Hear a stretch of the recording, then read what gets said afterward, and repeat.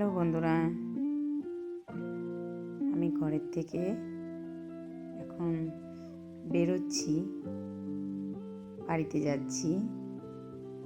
বাড়িতে আমার মা অসুস্থ, হঠাৎ করে জ্বর। বাড়িতে গিয়ে দেখছি মা বাবা দুজনেই শুয়ে আছে। গিয়েই রান্নাঘরে ঢুকে পড়েছি, কারণ ওরা কিচ্ছু খায়নি সারাদিন। আমি দুপুরে 1টার দিকে গেছি, গিয়ে দেখছি ঘরে কিচ্ছু রান্না করতে পারিনি। ভাইয়ের বউয়ের শরীর খারাপ ছিল, মা বাবা সবাই শুয়ে আছে, রান্না করার কোনো লোক নেই।